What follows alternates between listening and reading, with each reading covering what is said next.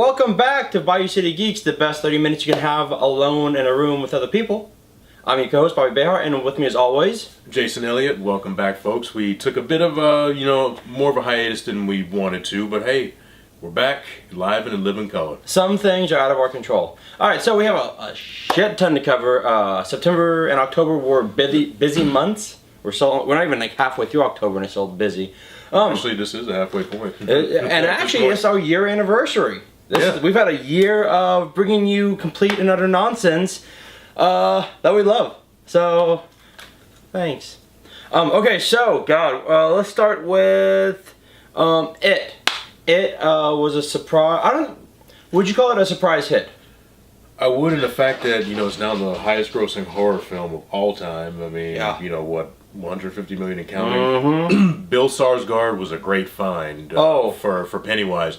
And I read on IMDb who they had in mind, who they were considering. They even had Channing Tatum. Now that he was like a dark horse candidate, and they also had Tilda Swinton.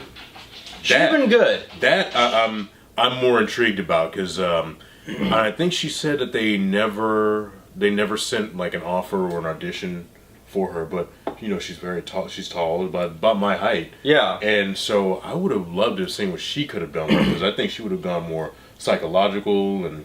Bill Skarsgård was able to do that thing with his lip, where he could like make a point to it, and also do that thing with the eyes, where he could like look and go. He has a lazy eye. Yeah. So that worked out really well. Other than that, the kids. The kids were great. The kids were great, like better than a lot of adult actors. Let's just put it that way. Yeah, better than a lot of adult actors, better than a lot of kid actors, and they really sold the terrifying aspects of Pennywise because they didn't even meet him until time came for filming. Yeah, he was sequestered away from them. Yeah, they were together bonding so they can look like friends on screen. Yes, but I mean, when they met him, they said hey, they were terrified. I know the girl who played Beverly kind of started laughing at him because I don't think she's really scared of horror movies and everything like that. But it was pretty. I wasn't terrified, but I was pretty creeped out. Creeped out. That's a good way of putting it. I was creeped out. So we saw that. What else came out that we saw? Blade Runner 2049. I haven't seen that yet. I actually did see it. I'll say it's better. Yeah. Better than Ridley Scott's first movie. Really? Yeah, and which he's kind of taking a beating. And although he didn't direct this movie, but the thing is, I thought Blade Runner, the first one was good, but this one's a lot better. I mean, Ryan Gosling, he really sells it. He's a down on his luck, android. Spoiler alert, he's an android hunting other androids. Huh. So that really. I did read that spoiler. Yeah, that's right. I did read that. So what would you have graded 2049? Because there's it seems either you love it or you're not a huge fan of it, and if you are not a fan of it, you're like, it was still beautifully shot, beautifully it's directed, it's a very good story, man. I mean, the thing is, I wonder if they're gonna make another one. I mean, Harrison Ford makes an appearance. I mean, he's pretty integral to the story. Yes, that's what I've read. Hopefully, and it's not doing very well. It's not actually. It's considered a flop. Yeah, but so was the first Blade Runner. Yeah, but the thing is, this is a movie here that, for what it is, you're just going to have to go and see it. You can't rely on trailers and TV spots and everything. There was a great, not great, but a good article. Yeah, about, why it's failing. Yeah, and the fact that, it's 30 years after the fact. People have forgotten about it. People forgot about it. I mean, yeah, you had hardcore nerds and geeks who remembered it, but for the average person, the average 20-something, they don't know.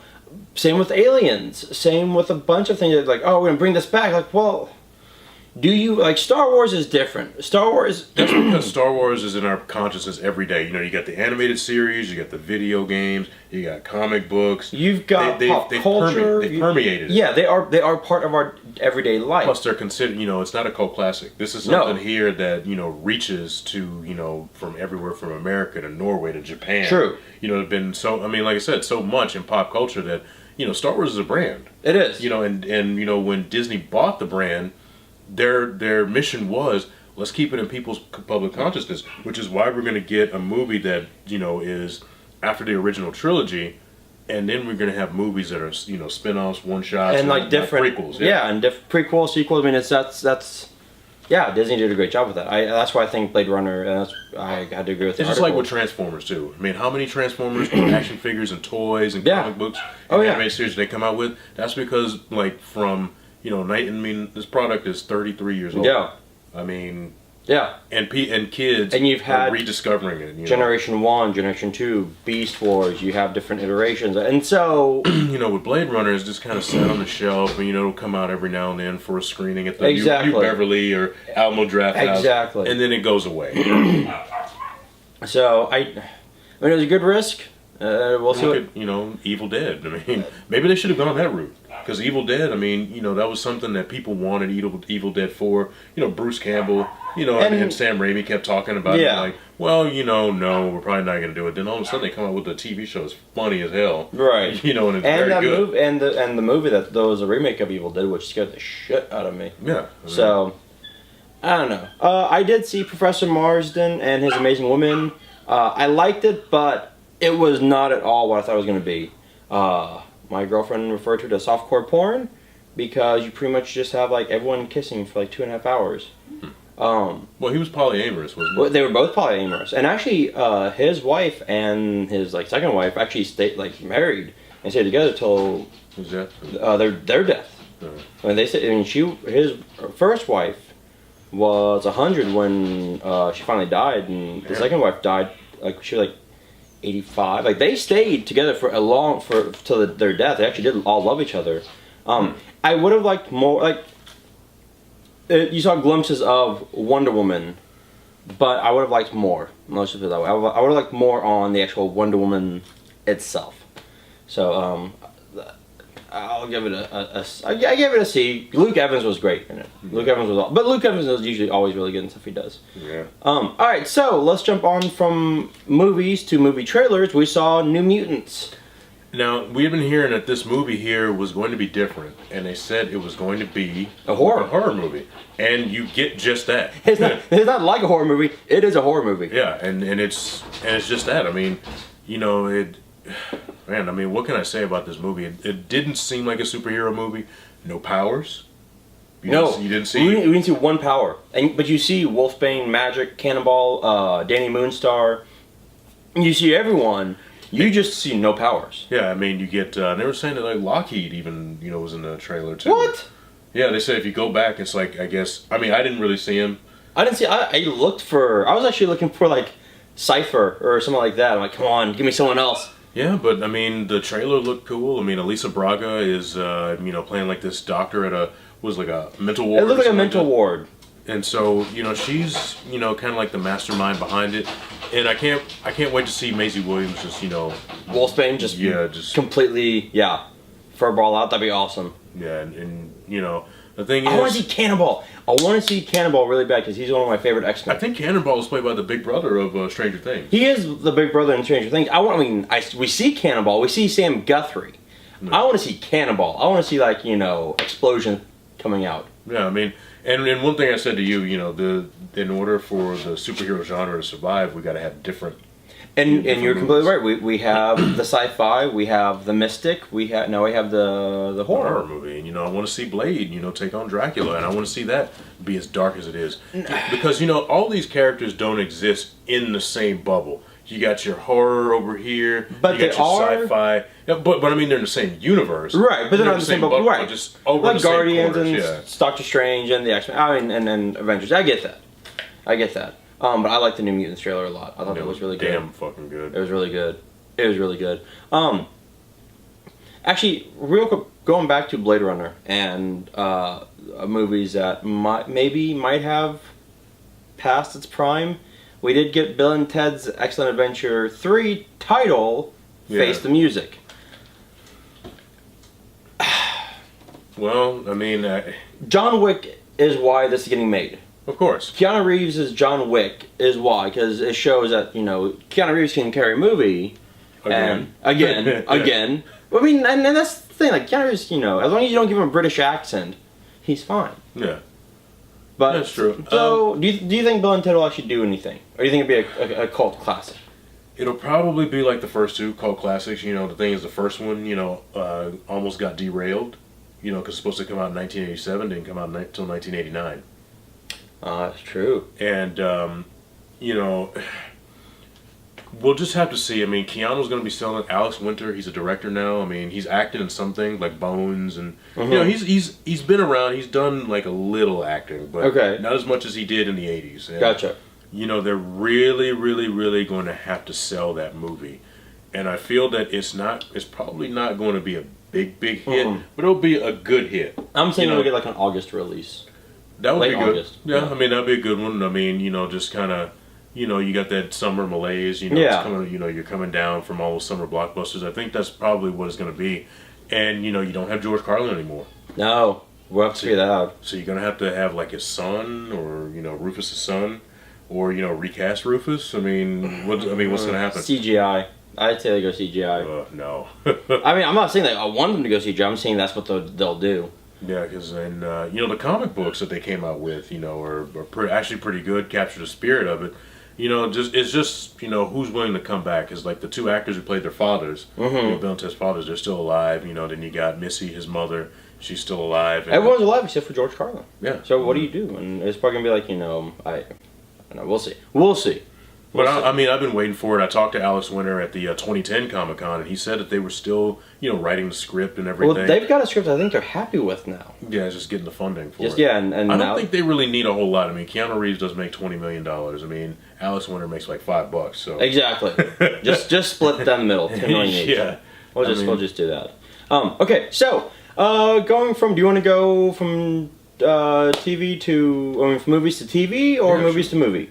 We can just go movies to movies. Keep it, DC, what the shit you doing, buddy? What are you doing? DC has announced that they're not following the Marvel. Well, but it's good though. But it's good that they're not, because the thing is, look, only Marvel can be Marvel. And I get that. I get that. It's the Marvel way. I get it. But DC, like, I think, you know what? So DC has announced that they're not going to do they're going to. They're not going to do a stringent shared universe. They're not going to do a stringent shared universe, but they're still going to do one. So like, it's basically like it's going to be loosely following each other. Yeah. Which is not a bad thing, because it's not a bad thing, but it's not a good thing either, because Suicide Squad was connected to BVS, which connected to Wonder Woman, which I liked. It. So yeah, they're de-emphasizing the DCEU connections in their films. Whatever. I don't care. We'll have to see how it works out. Look, I got total faith in Jeff Johns. But where's he been? Only he knows the answer to that. True. Get him on Twitter, dude. Jeff, I love your writing. I am like dying for Doomsday Clock to come out. I cannot wait for that. I've read like the little black and white stuff that came out at New York Comic Con, and I'm like, oh my god. I'll get into my love for DC during the comic book section, because DC is knocking out of the park right now with comic books. Danny Elfman is doing the Justice League score, and we get John Williams' Superman score back. Which, by the way, when Superman comes back from the dead, which he does, that's not a spoiler. Yeah. There's only one theme song you can have. Of course. You cannot have. Did Man of Steel even have a theme? It had a theme. But not as iconic as it wasn't iconic. It was something different. And who did the score for Man of Steel? I can't think of it right now. Well, no, it wasn't Hans Zimmer, was it? It was Hans Zimmer. Okay. And he was like, he didn't feel he could match John Williams, so he tried something different. Which I get it. That's fine. But that's an iconic sound. That's an iconic theme. So he's said that Wonder Woman has her own theme. He's gonna be using his theme from Batman '89 for Batman. Is he gonna update it, or? Yeah, probably update it just a bit, but that's an iconic song too. No. The horns. It's all about the horns. All right, so speaking of DC. The Joker and Harley Quinn. The Joker is getting 2 films. He's getting the Joker and Harley Quinn. And the origin. So this is what DC really wants to do. They want to have like an Elseworlds type of which movie. I kind of like that. what Star Wars is doing with the prequel films, or those prequel films will be connected to the universe at large. These Elseworlds films, you know, if you read the comic books, they don't have like any bearing on, you know, major storylines. And I dig that. And they should call them Elseworlds. Don't say a part of the. But anyways, yeah. Anyways, so Harley Quinn is gonna be directed by This Is Us directors Glenn Ficarra and John Requa. Hope I said your name right. Should be interesting. So we'll see what happens with that. I wonder if Gotham City Sirens is gonna. Okay. Never mind. You know what? Yeah, I was like wondering about it. Like, here it is. Here it is. And you know, I guess they did that in favor of the Joker Harley Quinn. That's what I'm kind of reading into this. That so Gotham Sirens is being dropped, which I actually like Gotham Sirens over Joker and Harley Quinn. Yeah. I don't need to see a psychotic romance. If I wanted to see that, you kind of did see it in Suicide Squad. And you did see. I mean, Joker and Harley Quinn was kind of Suicide Squad. But I wanted to see Gotham Sirens. And you know what? I was looking at Collider when they were talking about that Joker origin movie. They even said that Gotham City Sirens would not get made. They even predicted that it wouldn't get made, and hey, here it is. What happens? So David Ayers, I was really pissed with DC, too. Yeah, first off, they messed up over his Suicide Squad. Now they're dropping this movie. I think. And he even like bashed. He threw shade at Suicide Squad at one of his premieres. Yeah, I mean he's been doing it. He said like it's not his true vision. It wasn't his vision. He didn't want to do a PG-13. He wanted to do a hard R movie, which I don't understand. When you see what Deadpool did, you can push PG-13 pretty far. I don't understand why they because they're scared. And DC was scared. But here's the thing: Deadpool is come and gone.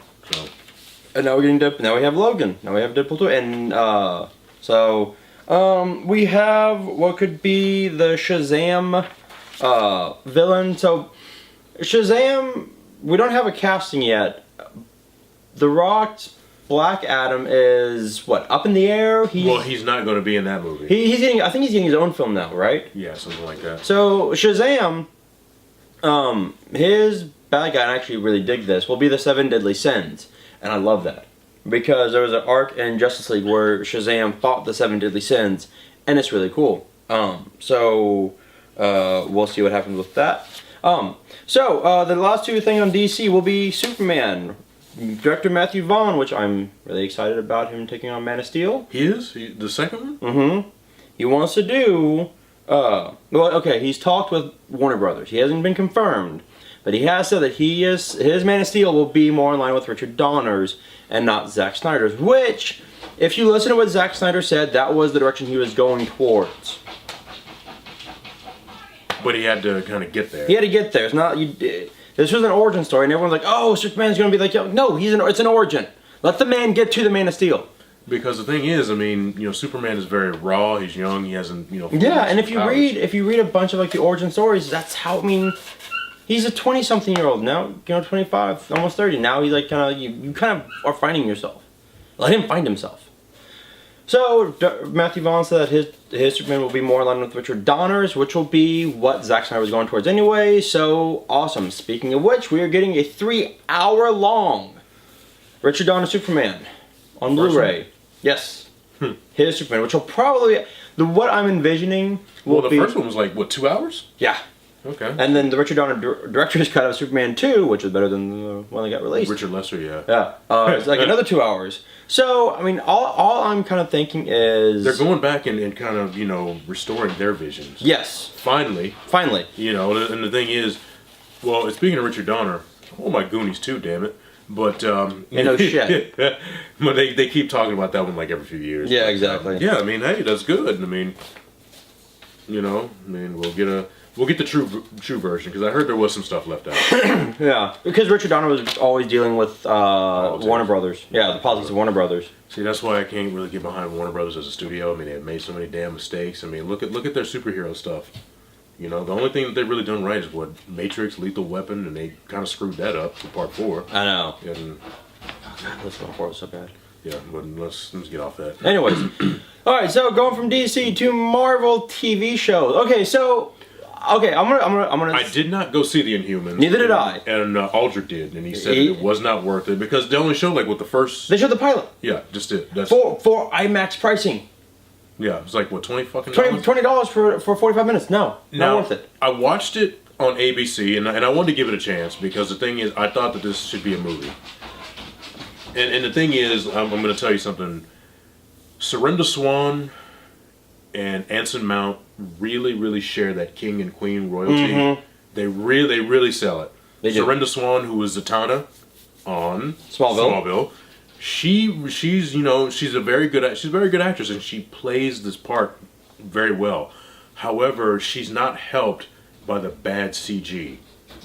And the thing is, in the pilot, she does get her head shaved, so thank God. Yeah, we moved past that. But they found a way around those budget cuts really well. Yeah, they just shave her head, and I think that was something that they've done in the comic books too, where they shave her head so she didn't have her powers. I think so. And now she looks good with the shaved head too. How many episodes are you in?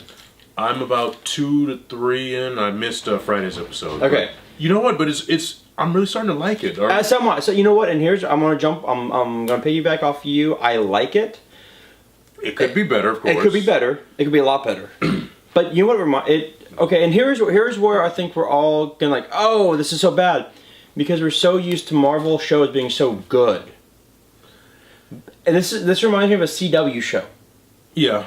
It's a very CW-esque show, with the graphics and the storylines and all that. I think once again, like we have discussed on this numerous times with each new show we've gotten, the first season is always rough, and no ifs and buts. This is a rough season. I get it, but I'm still having fun with it. Yeah, it's supposed to be Marvel's equivalent to Game of Thrones, and it is. It very much is. See his brother who's not an Inhuman. He's just a regular human. He's not working. And the thing is, they actually said, well, hey, are we supposed to be rooting for the Inhumans or against them? Because, like, anybody who's not an Inhuman, they work in the mines. Yeah, no. And you really do kind of agree with Maximus. You're like, oh, I want to overthrow my brother, but I get the fact that, he wants to kind of some equality. My favorite character actually has been Karnak. I've actually really liked Karnak. I think they've done a really good job with him. And let me tell you something. I like Lockjaw. Lockjaw, but his CG just the CG is bad. I get that, but I love Lockjaw. I don't care. But I mean the spirit of the characters there. He's very loyal. Oh, very lovable. He's got his teleportation powers and everything. And Anson Mount, for I saw him on Hell on Wheels, and I thought he was very good and that, very rugged. Here, I mean, he gives a vulnerability that I was actually very shocked with. And a toughness, and just how many actors do you know of actors and actresses would sign up for something like this knowing that they cannot speak? They can't speak, yeah. But they just have to give facial expression in the body language. Yeah, the body language and the facial expressions and just sign language. It's kind of like Ray Park, in G.I. Joe, what he did with Snake Eyes. Yeah, very true. That's what he has to do. So, I mean, I'm enjoying that. And, don't enjoy it too long. Yeah, because it may not be back. You know what? Just make it Netflix. Well, so here's what's going on. I bring up Inhumans because ABC has kind of always said, like, oh, it's a mini series as of first season, and the showrunner was like, oh, I have seasons 2 and 3 already planned out. I'm like, all right, well that's great. I mean, they gave Iron Fist another season. Yeah, but the thing is, I think that show is going to be better. Finn Jones is already training, so. Well, that's good. And then they threw him into the fire on the first season, so it didn't really help him out too much.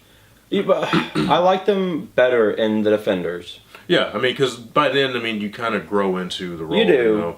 And, the training and whatnot. So he's really training. And I talked to him at Comic Palooza, months ago, and he said that they just kind of, he only had maybe, 2-3 weeks? They really didn't give him a shot. They really didn't. No. We did see the trailer for Runaways, which looks really damn good. And actually, there's a review out there on it, too. Which is really good. Yeah, I think it's, Hulu? Yeah, it's going to be Hulu. Do you have Hulu? I have Hulu. Okay. I love Hulu. Actually, I have Amazon Prime, Hulu, and Netflix, so I've got everything. Whatever.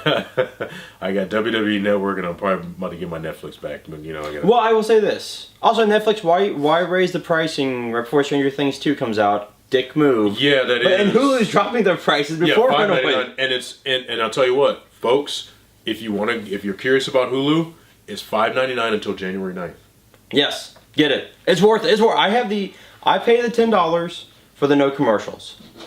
I don't mind commercials. You know what? I love it because it's like, oh, it's a 20-minute show. I've got 20 minutes. Boom, done. No commercials. Like what? I mean, don't they have movies on there too? Yeah. Oh, they've got everything. Movies. Yeah.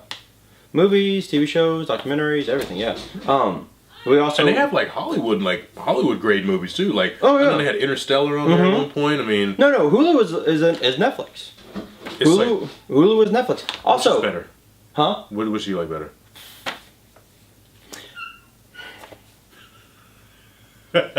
Yeah, it's like asking what do you like better, Spider-Man or Batman or Yeah, I can't.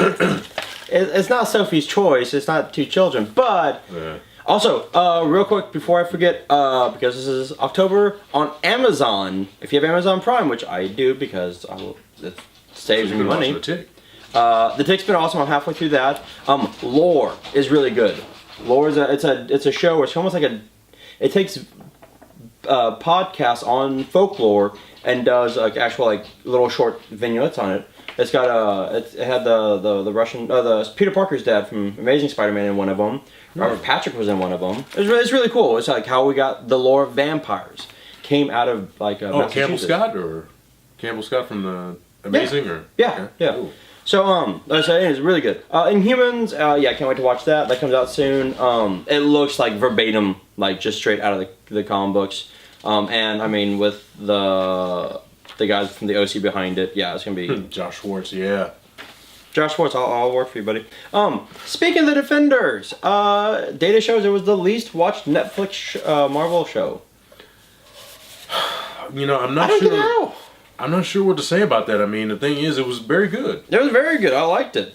I mean, Daredevil and Luke Cage. But you know what? I think Iron Fist kind of was like a sour taste in a lot of people's mouths. It was. I figured, why should I watch this if Iron Fist is going to be in it? Is it going to be the same quality? And I'm just kind of like, well, you got to give it a chance. And I told several people, you got to give it a chance. Give it a chance. And hey, don't know what to say about that. So. Womp womp. But we have the Punisher to look forward to, and well, it's getting pushed back a little bit. They haven't announced when the new release date is. Well, they never even announced a release date to begin with. Well, it's supposed to be November, and they're pushing back like a month or December. 2. Yeah, because of the Vegas mass shooting. Yeah, that fucking asshole. But it's for the best, probably. It is. I mean, it's just the Punisher is gonna be dark and brutal, and it's gonna be awesome, and I can't wait.